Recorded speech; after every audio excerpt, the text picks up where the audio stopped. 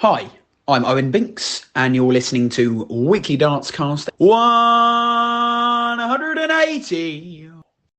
Hello and welcome to a new episode of the Weekly Dartscast in association with Darts Corner. I'm Alex Moss, the Astley Bridge Legion Social Club Darts Open quarter finalist. Yes, still making the most of that for another week. And alongside me, he is the darts statistician who's probably lost count of how many quarterfinals he's made. It is Burton DeWitt. How are you doing? Yeah, I probably have. I did make the final in the Paris 501 a month ago. I think I mentioned this on the show, but I skipped the WADA event this weekend that Stowe Bunce and everyone was at. I just was not feeling like driving nearly 45 minutes. But I'm doing fine. How are you, Alex? Yeah, I'm doing all right here. Thank you. Shame you couldn't get to meet Stowe Bunce. I'm sure he would have got you a beer like he did me at Wolverhampton. I met him in New York. Did he buy you a beer or not? No, he barely said hello, but I met him. Well, we are officially into sexy September, to borrow your phrase, Burton, and the darts and the peak season.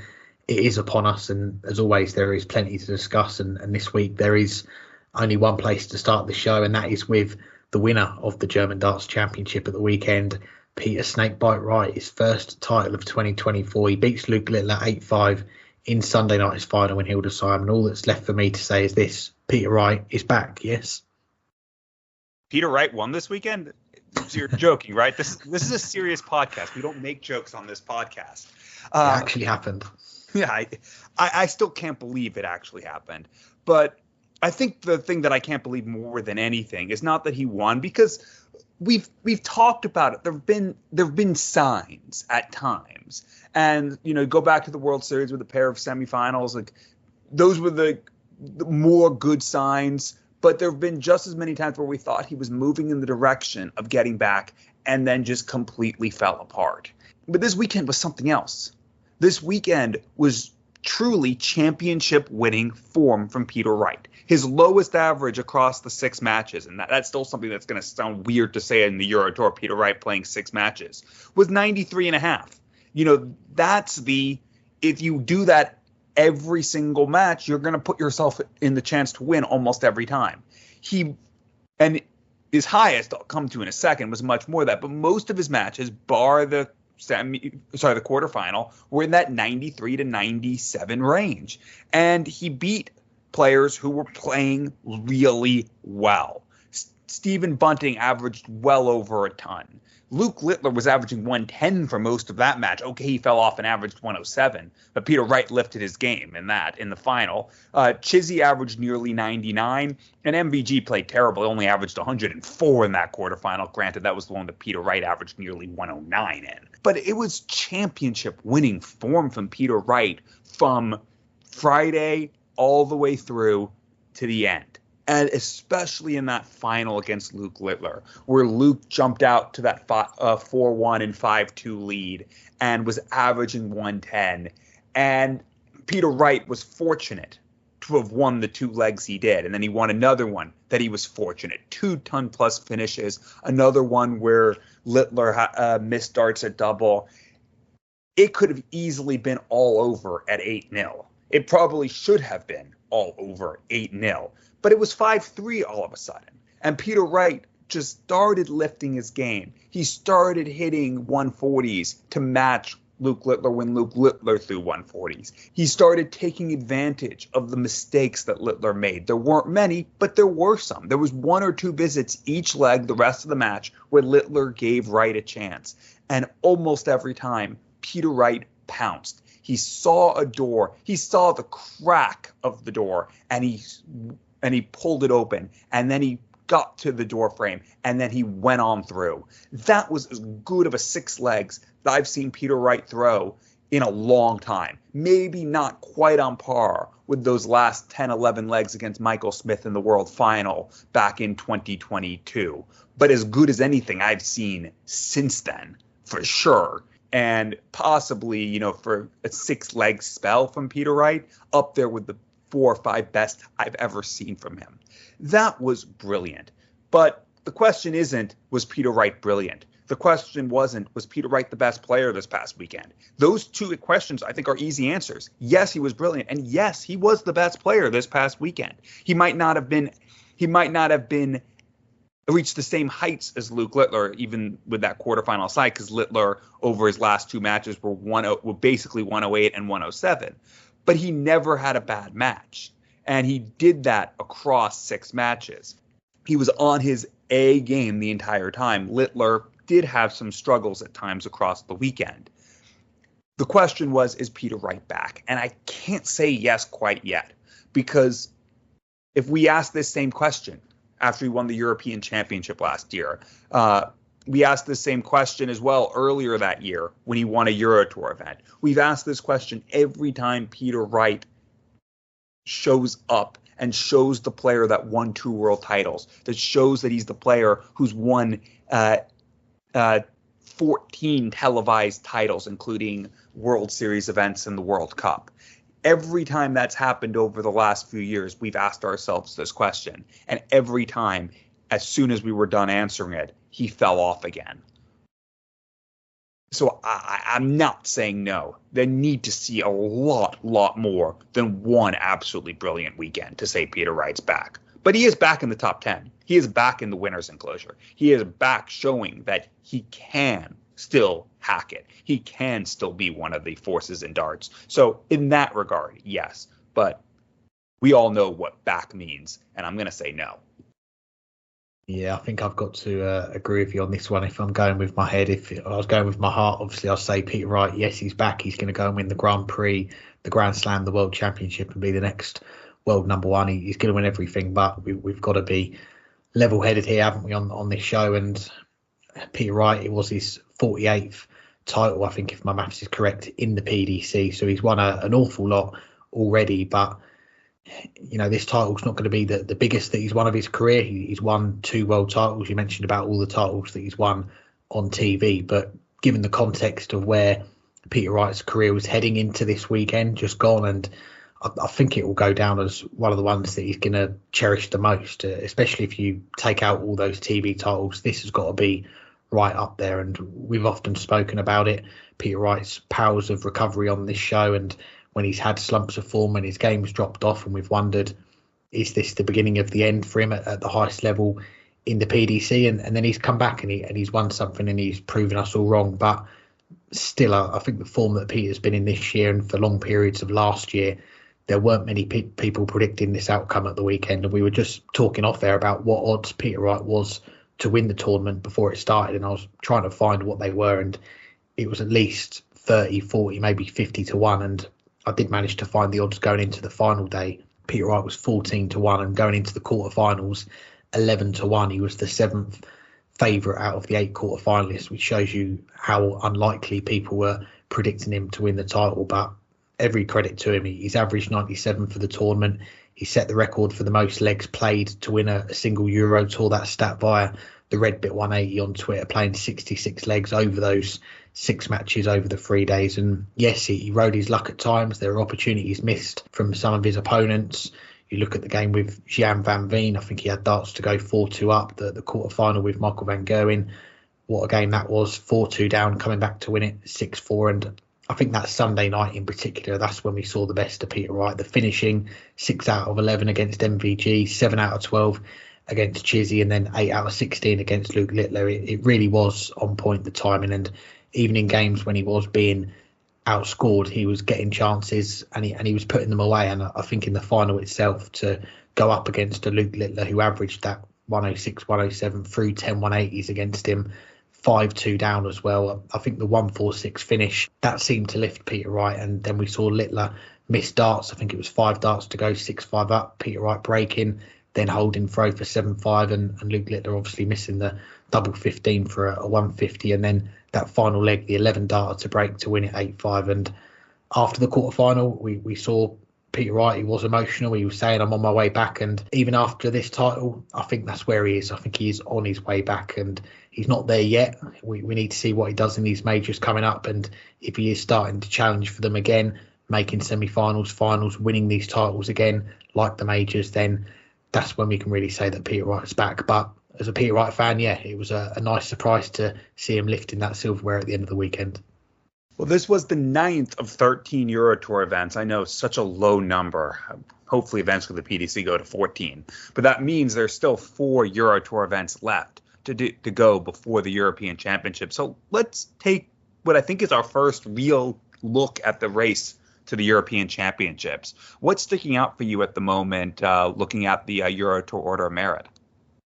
Well, before I do that, I've got some good news about that number of European Tour events for next year. I'll come back to that later in the show. But I think before this past weekend, Peter Wright's name would have been one to have mentioned. And I won't dwell on him too long because it will turn into the Peter Wright show. But looking at how the qualifying was going heading into the weekend, he is the reigning European champion. He was in 28th spot on that provisional field. And there was a chance of him missing out of even defending the title. I think he was only around £3,000 clear of Raymond van Barneveld in 33rd place, and what he's done, he's gone and won the title. He's skyrocketed up to number 9, and yeah, he is going to be in Dortmund at the end of October to try and defend that crown. But looking beyond Peter, I think the highest ranked player currently not in the field for the European Championship is the world number 5, Nathan Aspinall, and after the World Match Play, we know he took some time off to have an operation on his arm. We saw in Blackpool he had it taped up and he was battling through the pain barrier for that title defence at the Winter Gardens. And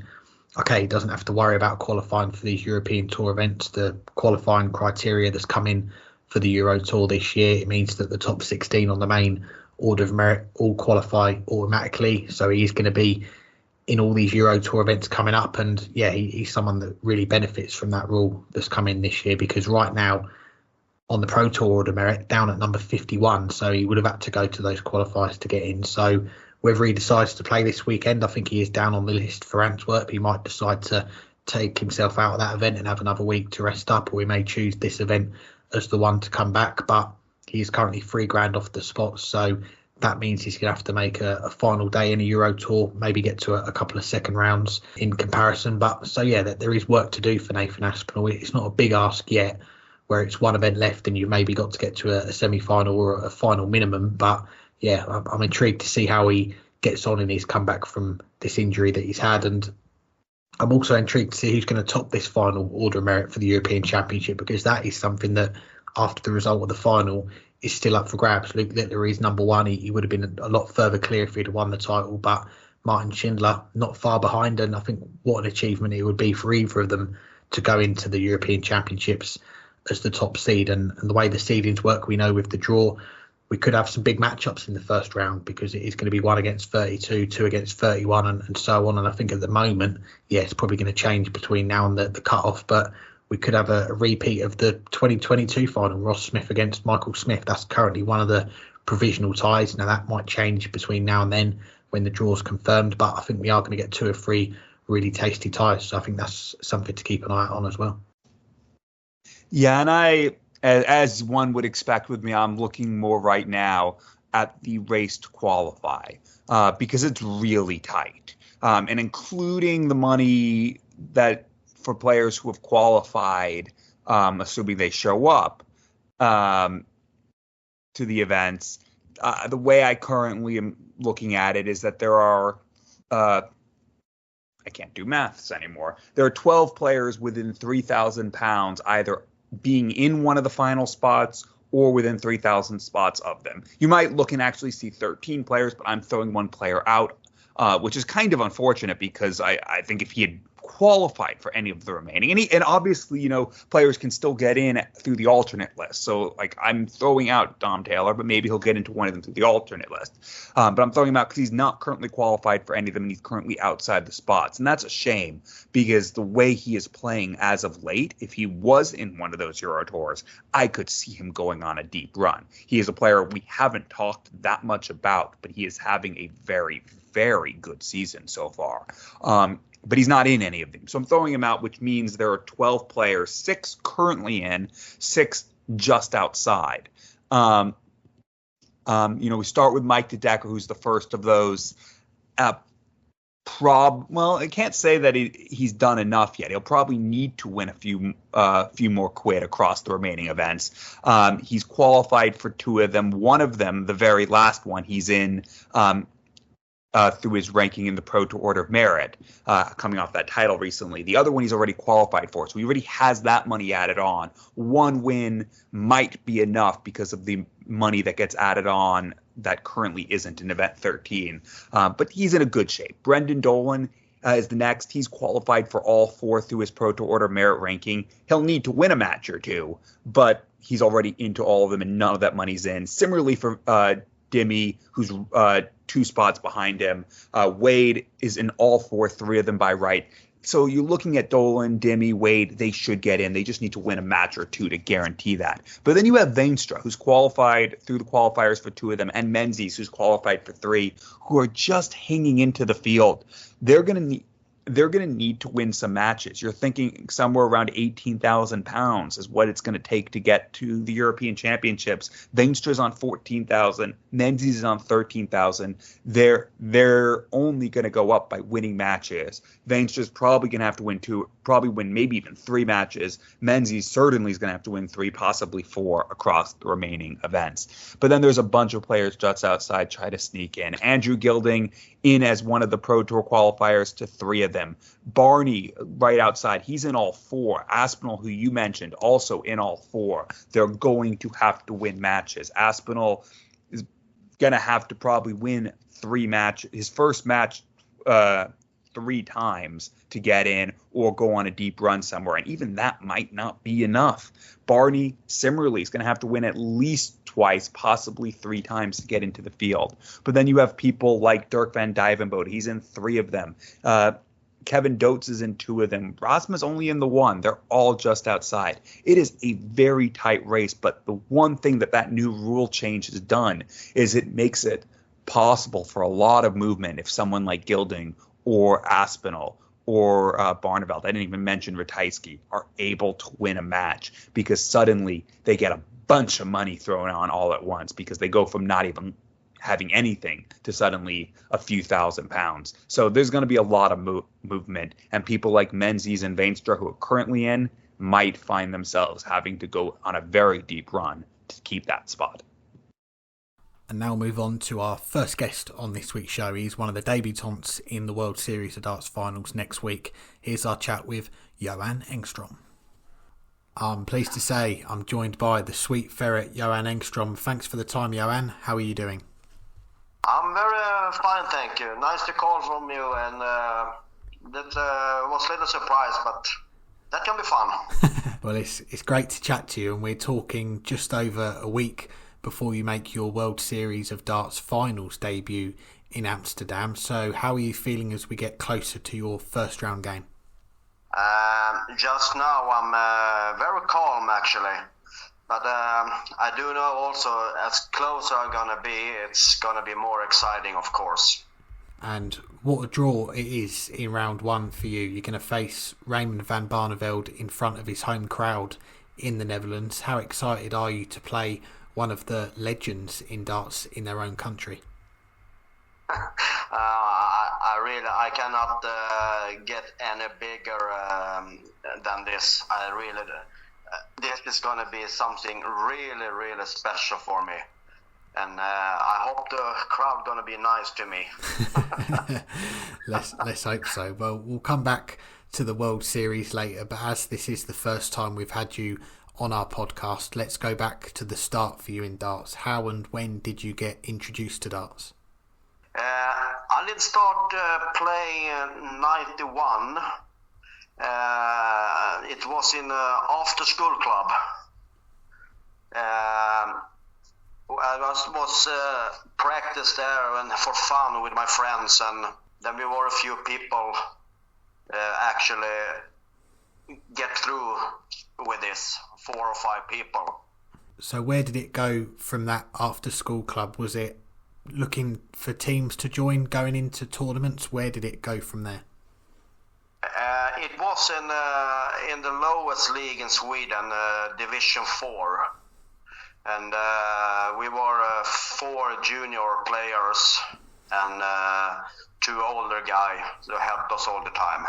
And how much experience and knowledge did you get from those older players and getting to play in a league like that? That was A lot, actually. It was you have to start somewhere, and when you see other people playing much better player, and you just see there and you learn from there, and you have to keep going and asking how we're going to do blah blah, and so. We've seen you in more recent years through the PDC European Tour, the World Cup, the World Series, but before you started playing PDC darts, what achievements stand out the most from playing in events away from the PDC? It was 2011 was a really big year for me in Ireland, Castlebar, second place in men's pair in World Cup. I played that with Danny Larsson. You've won a few BDO, what is now the WDF ranking events over the years, the Estonian Open, the Finnish Open. You've represented Sweden, as you mentioned there, many times as well. What are your favourite memories from putting on that Sweden shirt?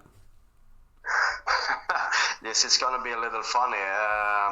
Actually, it is from 2018 when I had said to my team manager, I'm not going to play in WDF this year. So actually, I was a team manager that year in Budapest, and we took the gold medal.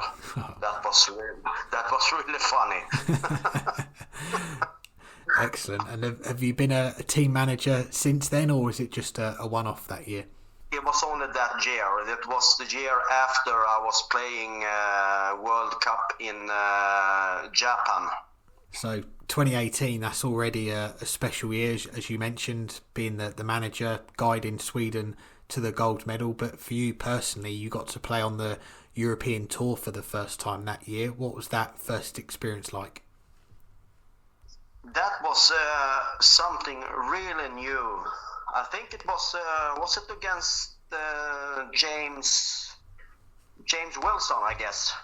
Yeah, I think so. I do know I lost that game with 6-2 or 6-3 or something, but I think that was the beginning of everything, because I really didn't want to go up there again.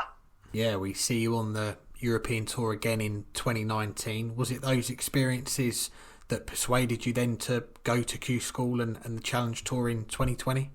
Yeah, I think it was. But every dart player wants to go to Q School some point in their life, and the best player are there, except in the PDC. But it's really tough to reach a tour card, and then I just go to Challenge Tour because I could do that. I have never been there after that. That's a little sad, but I'm sure it's gonna be again. Yeah, we'll come back to that. And in 2021, the stage gets bigger for you. This time you win through the qualifiers to play in the first ever Nordic Darts Masters on the World Series. Talk to us about that weekend. Yeah, that was really fun. It was against Dimitri van der Berg, I think. Yeah, and that was really cool in Denmark. I think it was the biggest crowd ever I have seen there. And that was really cool. It's great to see that event really take off. And for you, the next year, you pick up your first win on the European Tour, but we don't see you go to Q School in 2023. Why was that? I think it was because of my job, and also I didn't have any sponsor then. So, but most, I think it was because of my job. They couldn't let me go there. Let's get on to this year, and it's already been a successful year for you. You've won 2 titles on the Nordic and Baltic Tour. You've played on that tour for a few years now. What is the standard like on that tour, and how tough are those events to win? Oh, that have been so tough the last 3-4 years. So much, everybody have been so much better, and I'm saying this is a really, really tough tour. I don't think many people know that, but I hope more from Norden can come and play that.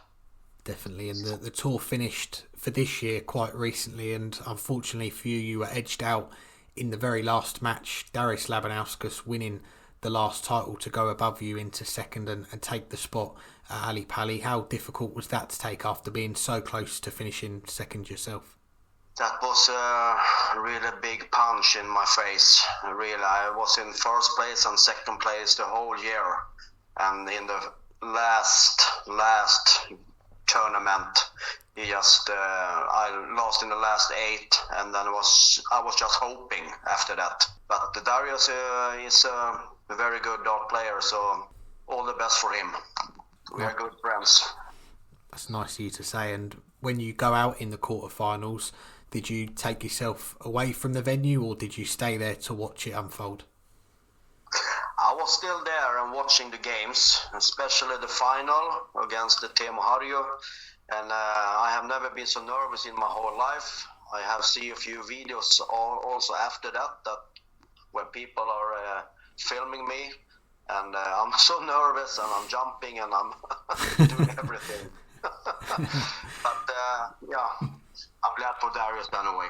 Well, I know you've said before that qualifying for the PDC World Championship, that's one of your main goals, but coming so close, how determined has that made you to go one better next year and get there? Now I have learned a lot that you have to play all the 10 tournaments to get there, and next year hopefully I'm gonna take that one of those 2 places. I'm gonna be better. Fingers crossed. Well, we've got to talk about this year's Nordic Darts Masters, your second appearance, and you knock out the defending champion Peter Wright in round 1. You were 5-3 down. You win the last 3 legs in 13, 15 and 13 darts. How special was that night for you? I think that day it was the most incredible day in my whole life, I think. But I think also it's going to be next now in Amsterdam. But that day was so special, and I do know Peter Wright, how good he is.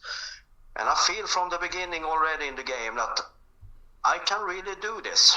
I have said to my friends and a lot of people before, I hope the draw are going to be against Peter Wright. And I want to play in the middle of everything around game 4 or game 5, and everything was just perfect for that, and I also succeeded to win. Yeah, it's a great win, and we've had a question come in from one of our listeners, Ajit Vasani, who says, I love your nickname, the Sweet Ferret. Please can you let me know if it's a dig at Johnny Clayton, implying that Clayton is a vicious, nasty, brutal ferret? Either way, it's a brilliant name. You won't believe this now what I'm going to say here, but actually the Sweet Ferret is because I eat a lot of candy. I eat around 2 kilo candy every week. Blimey. Yeah.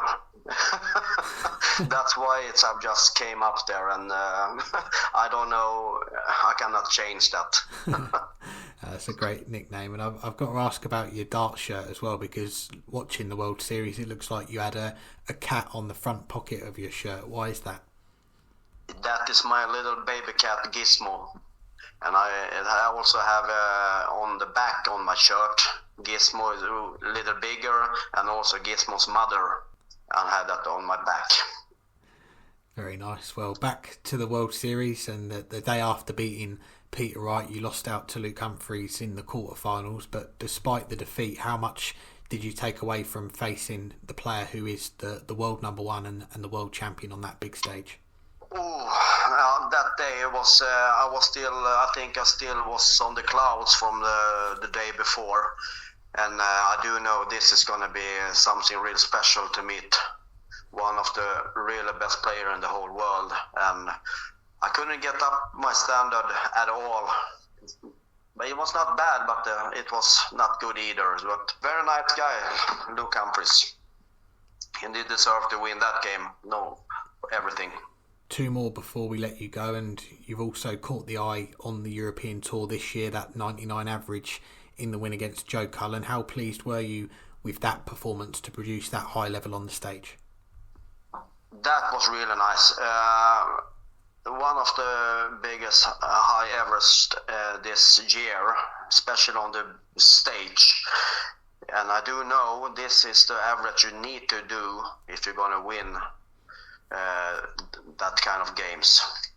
Looking ahead, you turned 48 in the summer, but you said you're 95% likely to give Q-School another go in 2025. So what is the 5% that might make you not go, or are you confident that you are going to be going now?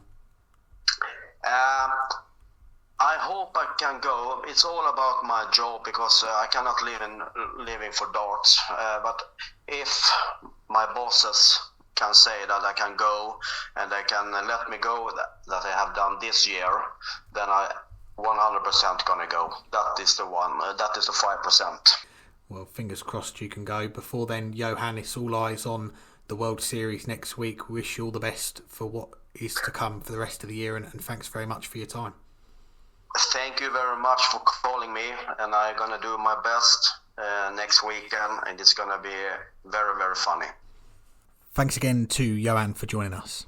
Moving on to our question of the week, sponsored by Condor Darts, and this one comes off the back of a few announcements we had from the PDC last week after we recorded, and this one revolving around the Masters, which is going to be an expanded 32-player field next year. It's going to be a ranking event, but the question we've asked our listeners is, off the back of these changes, is the Masters a major? So many good jokes on this week's show. First, Peter Wright has won an event. Now is the Masters a major? We've talked, I know, before about what is or isn't a major. And for our newer listeners, or for those who don't remember, the PDC doesn't have an official designation of a major. They've had a designation of a premier event. Whether that designation really still exists is up to anyone's interpretation about whether that really means anything. But it is a designation that's existed for a very long time, and it, in essence, indicates what have historically been what we would call the majors or the televised tournaments outside of all the World Series events. And the Masters has always been designated a premier event. There were some that were non-televised that have been premier events in the past. The old Championship League of Darts that Colin Osborne won one year was designated a premier event. The German Darts Championship that Koos Stompe won was a premier event. Even an event in Saskatchewan 20-something years ago was a premier event. So when you look at the list of premier event winners, which isn't accurate on Wikipedia and isn't always accurate in the PDC stats, there are some players who might be missing or might not be counted correctly because of those events that historically were there. And the Masters has always been considered one of those premier events. But what is a major? And I've always taken the viewpoint that if there is a distinction, the majors need to be much more circumscribed. And at the very least, they have to be rankings. So I've never considered the Premier League a major. I didn't consider the Grand Slam a major prior to it becoming a ranking event. Now, almost a decade ago. I can't believe that. It feels like yesterday, but it was actually many, many yesteryears at this point. And therefore, the Masters has never been anywhere in my consideration of what could possibly be a major. Now, at least it hits the eligibility criteria now, but I still don't think it would be what I would call a major. We'll see what the qualification format is. We'll see what the prize fund is, but it doesn't have that same prestige. It doesn't have that same uniqueness. It had a uniqueness for a few years when the winner was able to get into the Premier League alphabet. And maybe if they bring that back, that might change things. But beyond that, it doesn't have anything going for it. Oh, it's, okay, fine. It was the top 24 in the rankings. No other event was like that. But doesn't make it unique. The European Championships, which is at least in the conversation, was the championship for the European Tour. The Players' Championship final, at least in the past 7-8 years, has been the final for the Players' Championship Tour. That gives it that extra uniqueness that otherwise those events wouldn't have. What does the Masters have? It's now just another 32-player event, and even with that, one that has a bit less prize money than some of the others.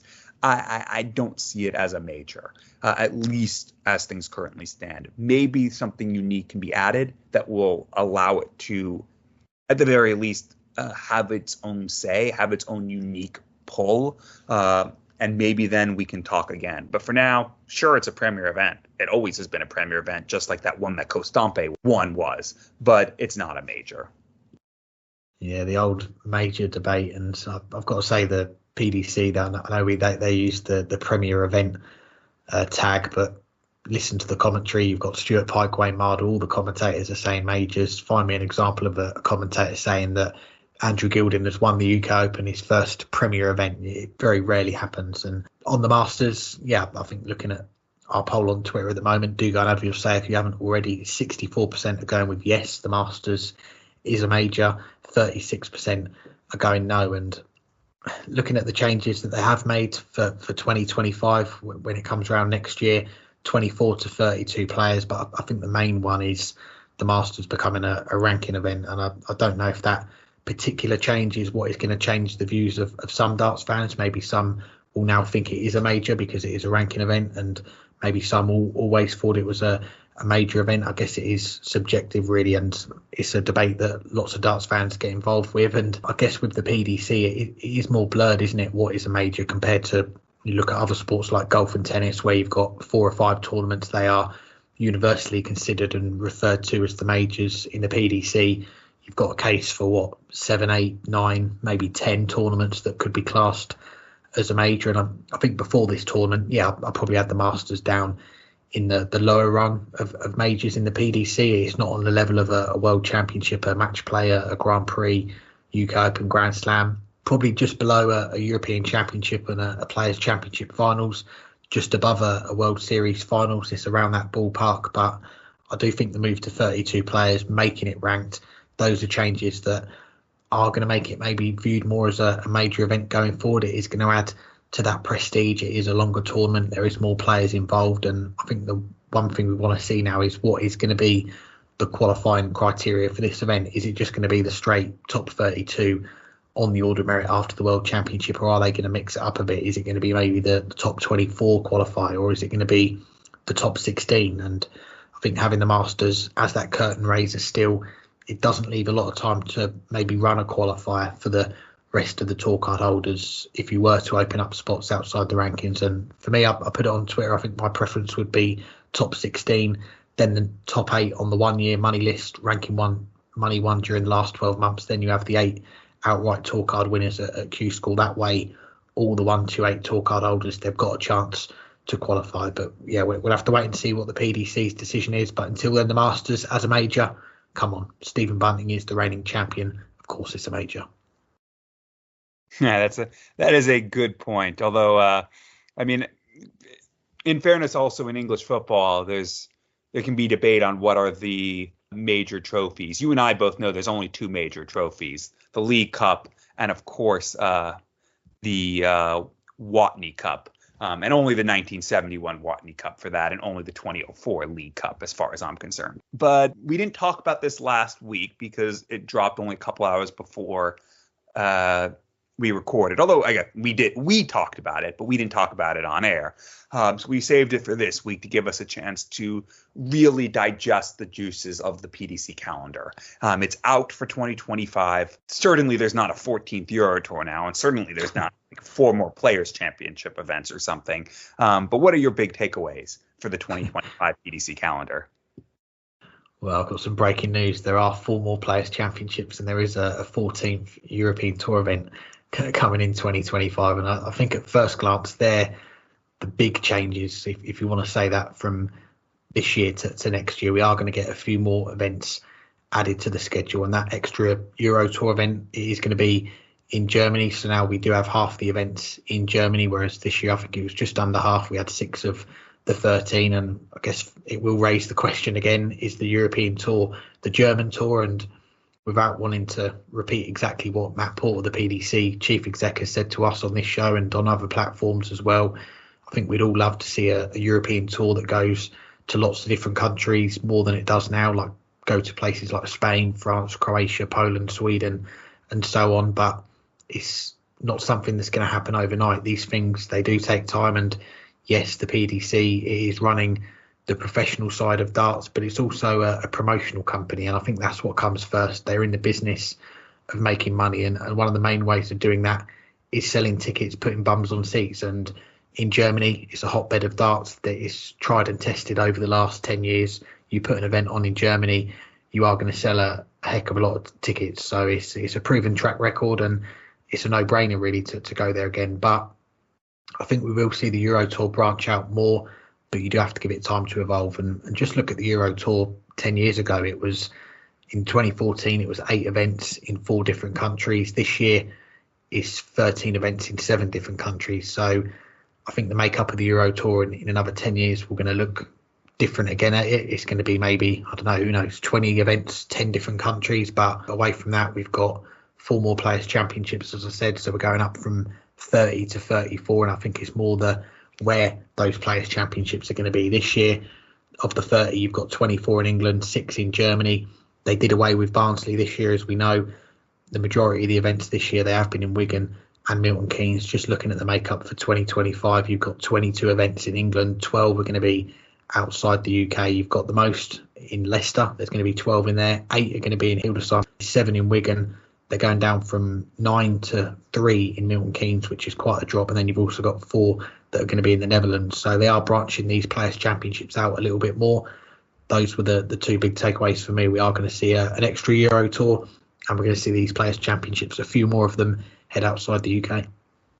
Yeah, the biggest takeaway for me, though, was as opposed to our spreadsheet for today's show, where for the first guest we had TBC written in. For the first time that I can remember, there's not a single TBC on the calendar. Every venue is currently confirmed. Now, at least the past few years, a lot of that had to do with late announcements about where the World Grand Prix was going to be.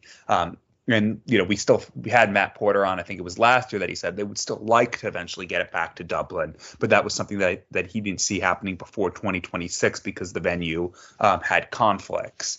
So that meant Leicester was going to be confirmed right away, and everything appears to be confirmed right now.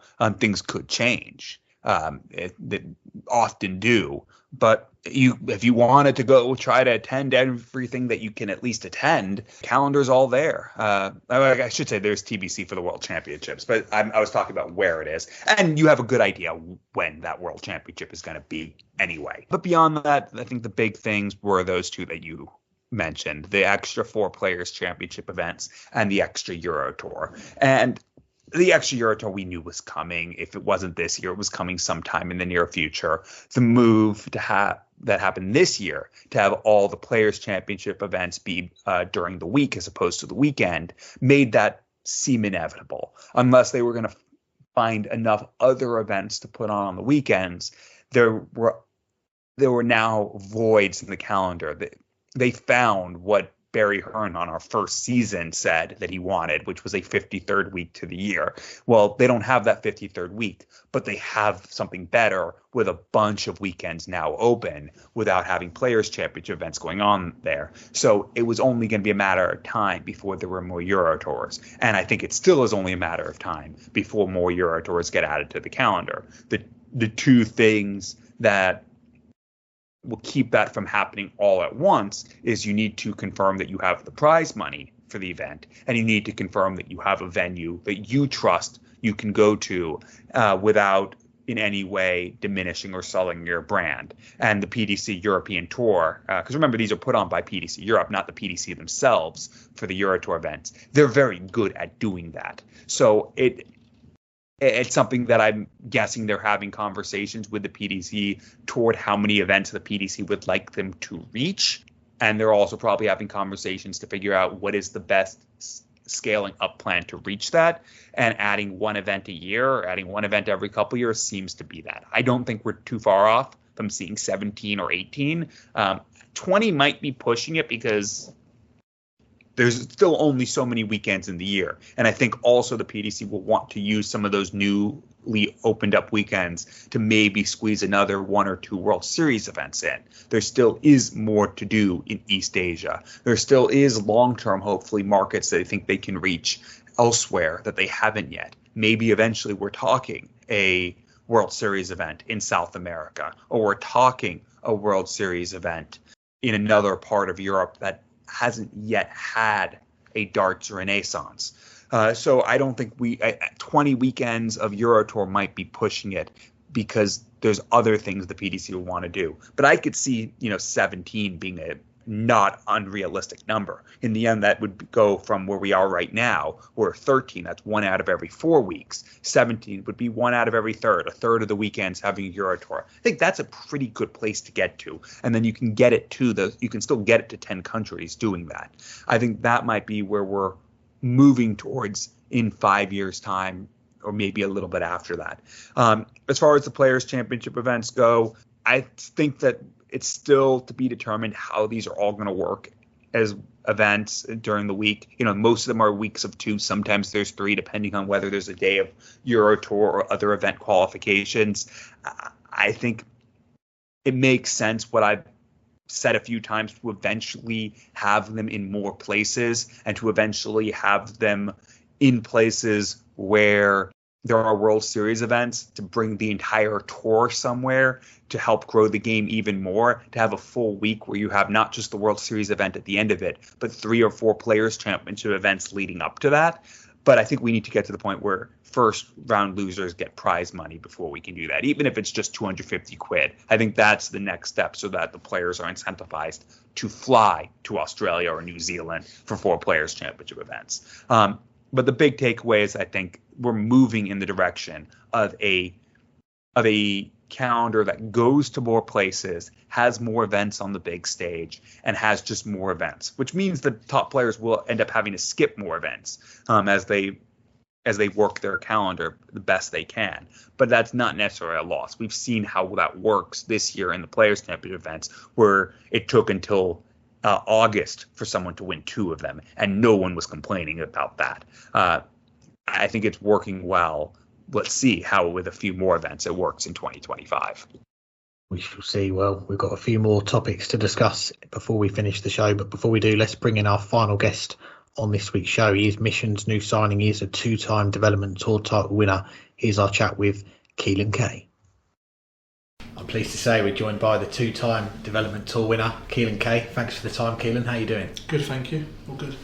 It's great to chat with you. We're talking in Bolton at Mission HQ. An exciting day for you. You've just signed for Team Mission. So what persuaded you to join the team? Exciting up and coming brand, and I'm just really thankful for the opportunity from them, and looking for much better times ahead. Well, when you look at the list of players that are already signed up to Mission as well, they've got so many players already on the books, a lot of young, talented players. You look at the likes of Wessel Nyman, Thomas Banks, what they've done in recent weeks. How excited are you to now be a part of that team? Yeah, very excited, yeah. And if I can have some of their success and do just as well as them, then I'll be a very happy man, yeah. Is there anyone in the team that you've been amongst before? There's a lot of people I know. I've known Josh Rock, obviously, through the development tour years, Wessel Nyman through the youth system as well, and obviously, say Thomas Banks, again, through playing youth darts as well and coming up on a development tour, yeah, good. And it's the first time we've had you on our podcast, so let's go right back to the start for you in darts. I heard you say before you asked your parents for a dartboard, so what persuaded you as a youngster, a young kid, to want to start playing? Watching the Lakeside, if I'm honest. I think it was about 2012 maybe. Come across it on the telly once, probably by mistake, and just really liked it and thought I'd like to have a go at that, and yeah, here I am now. And were there any games when you started watching, anything you remember, early memories of watching darts that stick out? Yeah, so I remember watching the Lakeside the first few times, watching Darryl Fitter play and a lot of other big players and that, and to be in their company now is brilliant. Really look forward to it. And as a young kid getting into darts, then asking your parents for a dartboard, was it straight to steel tip, or did they say, right, you've got to start with a soft tip dartboard? No, straight steel tip. Got to start somewhere, and doing all right, not too bad. Good man. And I watched an interview you did with the PDC a few years ago, and you said very early on you got the chance to play the late Eric Bristow in an exhibition. So how did that all come about? I was just a 12, 13-year-old lad sat in the crowd, didn't know anything about darts really, and out of the 250 odd people in the room, my raffle ticket come out to play him, and I think it was meant to be that night. To go up and beat him as well was brilliant, and then that's really what kick-started my career. And we know Eric, we've met him a few times. Can you repeat what he said to you after a 12-year-old beats him at darts? Did you just say, oh, well done? Something like that, yeah. Yeah, I can't remember exactly what he said, but he was, a very nice man, and it was a great night for me. And a few years after that, you got to play your hero as well, Michael van Gerwen, in an exhibition. What was that experience like? Surreal. To be honest, yeah, it was unbelievable. I think it might have. I didn't beat him that night. I was close, but yeah, it was a great night. I'll still never forget that night. And since then, we've seen you come through a lot of different levels: the youth county, JDC, development tour. But a lot of your big successes have come whilst playing for England, putting on that England shirt. What was that moment like when you got the call up to say you're going to be playing for England? Unbelievable, to be honest with you. My whole family was so excited for me, and to go out there on my debut and got player of the tournament at 15 was unbelievable. Still one of my biggest and proudest achievements to date. Good times. And yeah, you won the British Internationals 3 years in a row, but probably the biggest of the lot is the WDF World Cup. You won the boys singles, the boys pairs, the overall out in Romania. What are your memories of that week? Probably the best week of my career in darts, to be honest. Winning that, and just the spirit the whole week, the whole team and all the players together was just so good, and something I'll never forget. And even as a youngster, how different is that environment, that atmosphere, playing for England, being a team, compared to most of the time you're just playing for yourself? It is different. The singles is more where you're used to, because you're playing for yourself whilst England on your back. But I remember when we flew out to the World Cup, we just wanted to come on with a minimum of the boys pairs.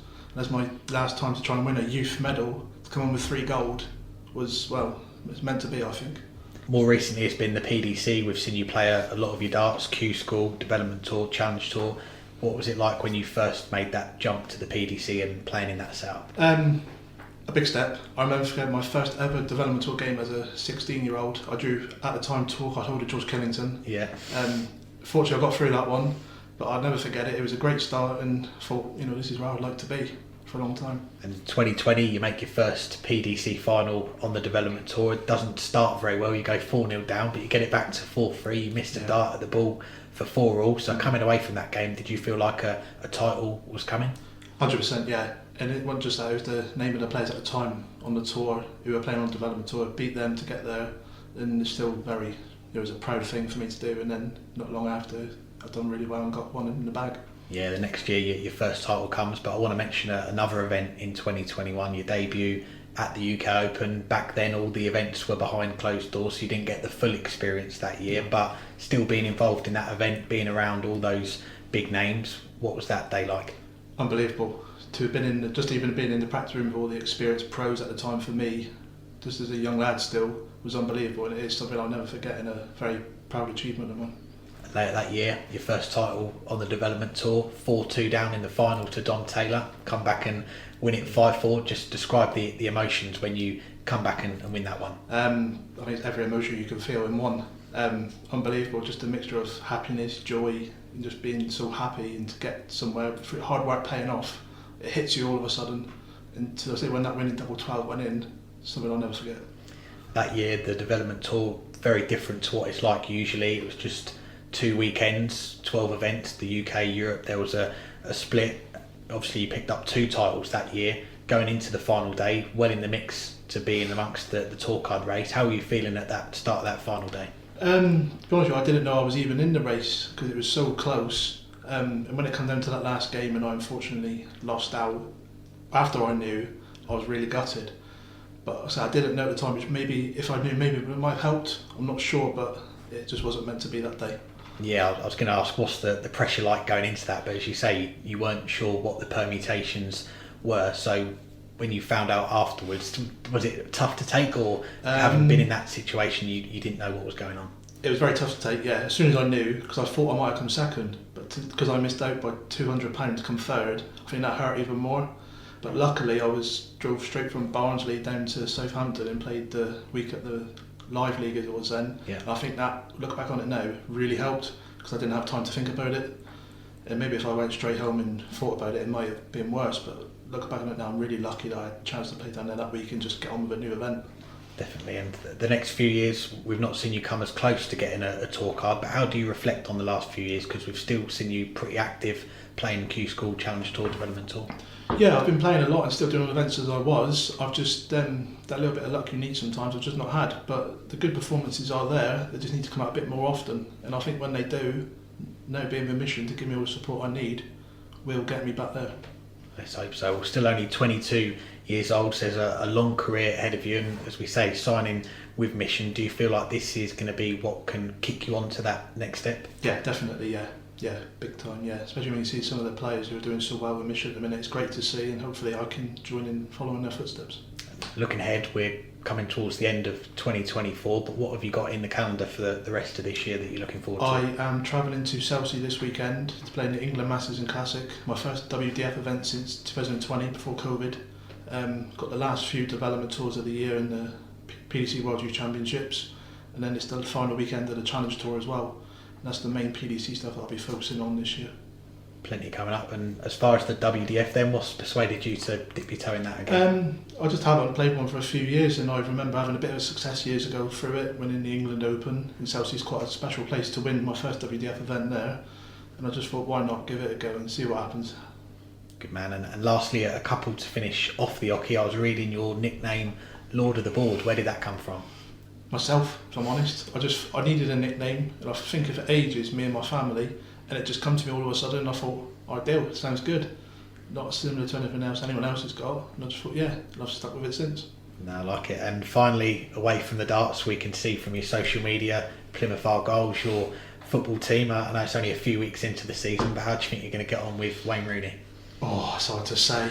It looks like we've done okay so far, just not had that little bit of luck, but maybe things might turn and hopefully, yeah, be alright.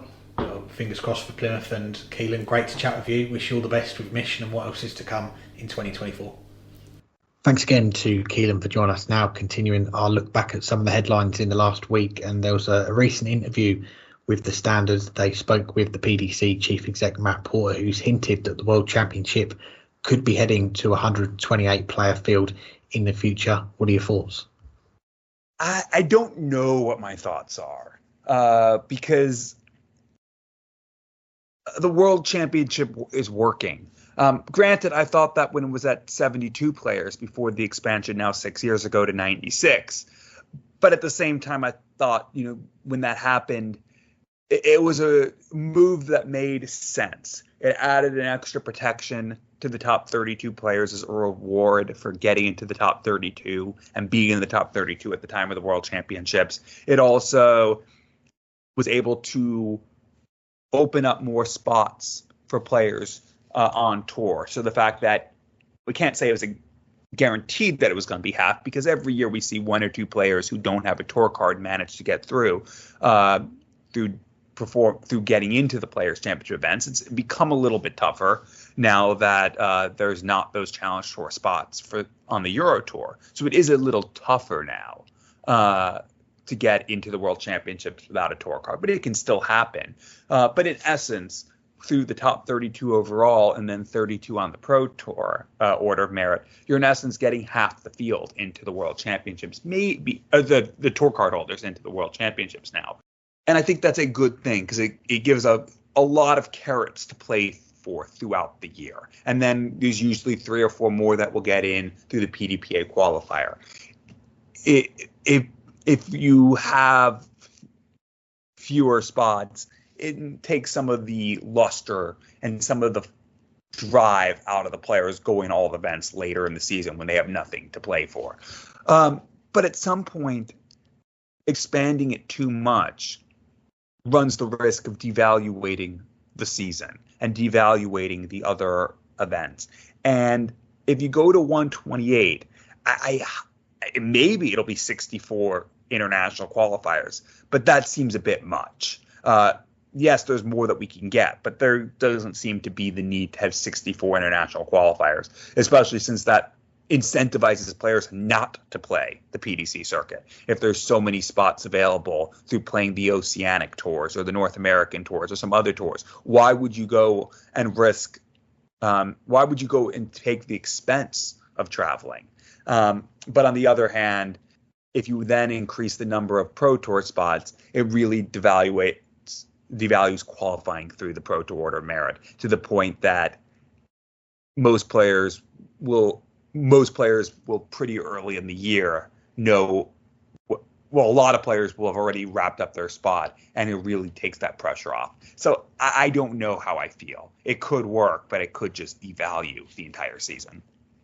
Yeah, I'm with you on this one. And if you haven't read the article, I'll just read you the quote from Matt that he said to the Standard on this. And he said, increasing the size of the field is something that's at the front of our minds at the moment. If we can increase the number of sessions, that will help us to satisfy demand. The logical progression is to go from 96 players to 128 players. It's not a case of saying it's broken, we need to fix it. It's a case of saying it's big, how can we make it bigger? And on that last line, that's certainly always a good problem to have, Matt. But this is why the World Championship needs to move to Saudi Arabia, isn't it? No, I'm joking, of course. I think Alexandra Palace, it has become the home of the World Championship for the PDC, and I think it should stay there as long as it possibly can. And this article should mention as well, it is relating to the ticket situation with the World Championship. It was record ticket sales this year. I know there was a lot of darts fans that were disappointed to miss out on tickets, and there's only a certain amount of tickets that are available each year. And yeah, the demand has gone up for this year, obviously off the back of last year's event, the Luke Littler effect and so on. And it's been asked a few times as well about maybe moving the World Championship not away from Ali Pali, but they do have the West Hall where they're hosting it at the moment, which is around a 3,000 capacity, moving it to the Great Hall, which is around double that. And I think the answer that Matt gave was that logistically it wouldn't work because all of the behind the scenes equipment that's needed to put the event on, they hold all that in the Great Hall. So yeah, it's difficult to see that happening. But going from 96 to 128 players, how do you fill those extra 32 spots? I know you just touched on it there. Would you go further down the order of merit, the Pro Tour order of merit? Would you add in more international qualifiers? I think it would maybe be a mix of all three if I was to guess. But I think the one problem it would solve is that at the moment you've got the two players that draw the defending champion. They've got to play the opening game, then the winner plays the defending champion later that night, and also one of the winners on the first night comes back and plays their second round game the next afternoon. So going to a flat 1-2-8, it would take that problem away, I guess. But I think that's the least of the problems at the moment. I think if you were to go up to 128, like you say, it would dilute the field quite a lot. And I think 96 is too many as it is, but it does kind of feel inevitable if the demand for tickets is there. The PDC, if they can put on an extra however many sessions, then I think they're going to go for it. Well, this upcoming weekend is the penultimate weekend in the women's series event, 17 through 20, coming up in Wigan. Currently, Bo Greaves a commanding lead atop the order of merit. Noah Lynn van Leuven is in second, but a trio of players within striking distance of her, Fallon Sherrick, Mikuru Suzuki, and Lisa Ashton. And of course, the Bo Greaves doesn't have to worry about getting to the World Championships because if she wants it, although she's already said she doesn't, she'll have qualified winning the Women's World Match Play. It looks to be a four-player race, therefore, for the two Ali Pali spots. But can you see anyone else forcing their way into the picture this weekend? I think it is going to stay as it is. It is going to be that four-player race, and it's actually got really exciting just looking at. I think it's probably the first time I've looked at this order of merit for a little while. Usually during the first half of the year, we're always looking at the Women's World Match Play order of merit to see which 8 players are going to get to Blackpool to play in that event. But now it is all focused on the main order of merit for the Women's Series and seeing who is going to get to the Grand Slam, because whoever finishes behind Bo Greaves, we expect her to finish top. They're going to get to the Grand Slam, and then the next two below Bo, they are going to get to Ali Pali as well. And Noah Lynn van Leuven, after the last weekend that she had, winning a title, getting to 2 finals, she's gone up to second, and she's got a nice buffer on third place. Fallon Sherrick, I think around $2,000. But then the next 2 players below Fallon, you've got £400 between her and Mikuru Suzuki, and then another £300 between Mikuru and Lisa Ashton. So it is very close between those 3 players, but it could all change this weekend. I look back to that last weekend, as I say, Noah had such a great weekend, and before that weekend, she was around the best part of $2,000 behind Fallon Sherrick. And there's a couple of things that need to happen. One of the players needs to have a very good weekend like Noah did, and then the other player like Fallon needs to have a below par weekend, which she did. She only picked up £600 that weekend. So you can go from $2,000 behind to $2,000 ahead. It can happen. There can be that swing. It doesn't happen very often amongst these top ladies, but it could happen this weekend if someone has a bad one and someone plays exceptionally well. But I think it is between those 4 players that they've all won multiple titles this year. Noah's won 3, Fallon, she's won 2, Mikuru and Lisa, they've both picked up a couple of titles as well. And those £2,000, they can make a difference. But I think beyond those 4 players, you've got Eileen de Graaf and Gemma Hayter. They've both got off the mark this year and won titles on the women's series. It's good to see new players getting onto that roll of honour, but they are quite a way behind. You've got Eileen, £3,900 behind Fallon Sherrick in 3rd place, and then Gemma Hayter, she's an extra £400 back. So they're going to need to outperform those players, and you'd think probably win more titles than them as well. And with Bo Greaves in the field, it's a tough ask. So yeah, I think it's down to those 4. It is a very interesting and close race, as it is with those 4, because 4 doesn't go into 2. There is going to be 2 ladies that are going to be disappointed, and I think after this weekend we may have a clearer picture, or it may get even closer between the 4 ladies. Well, there's one person you didn't mention when you went through who's right behind that I'll just throw out as having the game to get herself into the conversation, and that's Rhiannon O'Sullivan. She's going to need to win a few events, but she's playing some good darts right now. This past weekend over in the WDF in Wales, she made the final of both events, lost to Bo Greaves both times, but competitive matches, and she was ahead for a bit in one of them before Bo Greaves came back to win at 5-3. So Rhiannon O'Sullivan's playing some good darts right now, and she has that ability to string some good matches together. If she can get hot this upcoming weekend like she was this past weekend, maybe she can win an event and suddenly start to close that gap and pick up money in the other events. But it's a lot to do. She needs to gain nearly £5,000 on Fallon Sherrick. And yeah, we don't really know where Fallon's game is right now. It's been so inconsistent. There's been times she's looked like she's back to her best, and there's times where she's averaging in the mid-60s. So we don't know which Fallon Sherrick is going to do, but I think Rhiannon O'Sullivan's left herself too much to do. But I at least wanted to throw out there, especially coming off of a very big weekend for her. But otherwise, I agree with you. It's too much of a gap. Even with 8 events, you're going to probably need to win. You're going to have to probably either make the final, including winning some of them, of at least 5 of them, or you're going to have to win 3.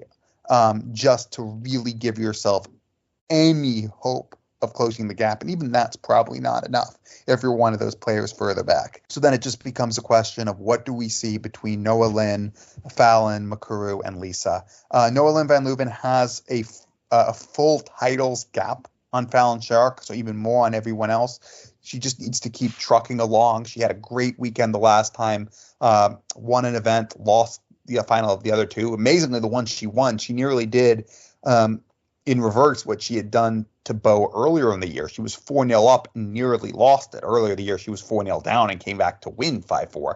But that was the one she won. She lost the other 2 finals. She's obviously playing great darts right now. And then I already spoke on Fallon. Makuru Suzuki, she might be in women's darts the handicapper's nightmare right now because you just don't know what you're going to get from her. But there have been signs that she's getting consistent again, finally, for the first time in a couple of years. I talked about it recently.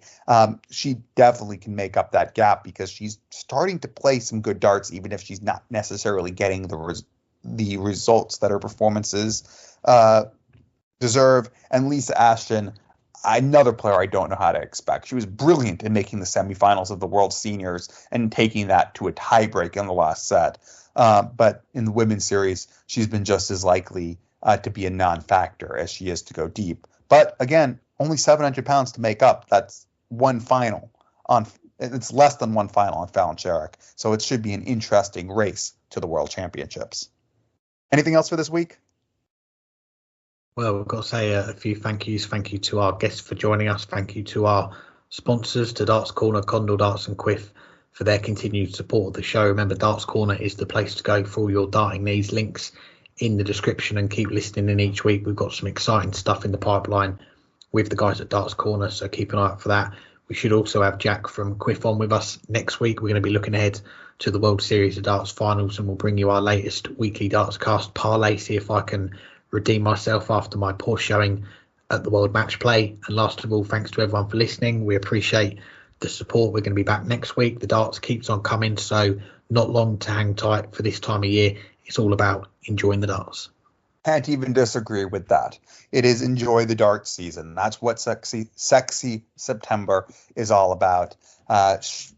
Should have some bumper shows coming up over the next few weeks. Let us know anything you want us to cover as we get ready, obviously, for the World Series finals and then the World Grand Prix. The cutoff for that, only a few weeks away. Boy, time flies. Plus, of course, the European Championships as the last few Euro Tours come and go. Lots to talk about, lots to discuss, and lots to enjoy as long as what you're enjoying is darts.